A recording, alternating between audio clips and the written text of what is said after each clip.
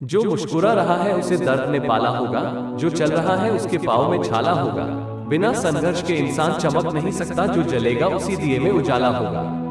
संघर्ष क्यों बचे संघर्ष से? संघर्ष ही तो जीवन की आत्मा है। जितना कठिन संघर्ष होगा उतनी ही शानदार जीत होगी। एक बार एक किसान भगवान से बहुत ही नाराज हो गया।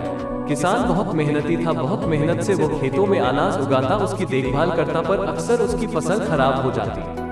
कभी सूखा पड़ जाता, कभी बाढ़ आ जाती, कभी तेज धूप, कभी आंधी, कोई न कोई कारण बन ही जाता कि उसकी फसल खराब हो जाती। एक दिन वो किसान गुस्से में आसमान की ओर देखकर भगवान से कहा, हे ईश्वर, आपको लोग सर्वज्ञाता मानते हैं कि आप सब जानते हैं, कहते हैं कि आपके इच्छा के बिना एक भी पत्ता नहीं हिलता, पर मुझे तो लगता है कि आप छोटी सी छोटी बात भी नहीं जानते। आपको तो ये भी नहीं पता कि खेती बाड़ी कैसे करते हैं। अगर आप जानते होते तो हर समय जो बाढ़, आंधी और तूफान आते हैं वो कभी नहीं आते। आप नहीं जानते कि कितना नुकसान उठाना पड़ता है हम किसानों को। यदि आप मेरे हाथ में ये शक्ति दे दें कि जैसा मैं चाहूँ वैसा मैं मौज कर दूं, फिर आप देखना मैं अन्न के भंडार लगा दूंगा। भगवान इस किसान के तीखे वाक्य सुनकर मुस्कुरा रहे थे और वो किसान के सामने प्रकट होकर बोले, मैं आज से तुझे ये शक्ति देता हूँ कि तुम अपनी खेतों पर तुम्हारी जैसी इच्छा ही तुम वैसा मौज कर दोगे। मैं बिल्कुल भी दखल नहीं दूंगा, तुम्हारी इच्छा से सब कुछ होगा। किसान बहुत खुश हो गया। किसान ने गेहूं की फसल अपनी खेतों में बोई।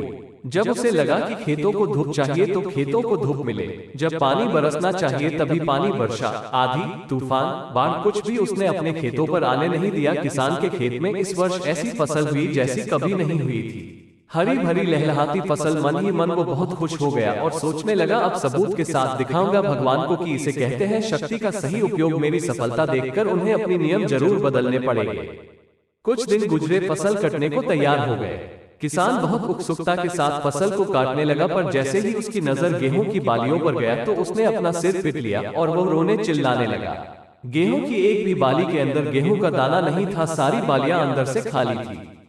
किसान बहुत दुखी हो गया। उसने भगवान को रोते हुए फिर पुकारा, हे प्रभु, तुमने ये मेरे साथ क्या किया? क्या तुमने मुझे कोई सजा दी? भगवान बोले, पुत्र, ये तो होना ही था। तुमने पौधों को संघर्ष करने का मौका ही कहाँ दिया? ना तो तुमने उन्हें आंधियों से जूझने दिया, ना तेज बारिश से सहने दिया, और ना ही धूप में तपने दिया। एक भी चुनौती का सामना तुमने उन्हें नहीं करने दिया, इसीलिए सारे पौधे अंदर से खोखले रह गए। जब आंधी, तूफान, तेज बारिश और धूप पड़ती है तभी ये पौधा अपने अस्तित्व को बचाने के लिए संघर्ष करते हैं, और इसी संघर्ष से एक बल पैदा होता है जिसमें शक्ति होती है, ऊर्जा होती है, और यही ऊर्जा पूर्ति तेरे गेहूं के दानों की तरह जो नहीं फूटी। तूने उन्हें कठिन परिस्थितियों से गुजरने ही नहीं दिया जहां उनके अस्तित्व का जन्म होता। सारे बालियां इसीलिए खाली है, इसमें एक भी गेहूं का दाना इसलिए नहीं है क्योंकि तुमने अपने पौधों को संघर्ष कराया ही नहीं। याद रखिए, स्वर्ण में स्वर्णीय आभा तभी आती है जब वो आग में तपने, गलने और हथौड़े से पीटने जैसे संघर्षों से गुजरता है। कोयले का टुकड़ा हीरा तभी बनता है जब वो उच्च दाब और उच्च ताप की मुश्किल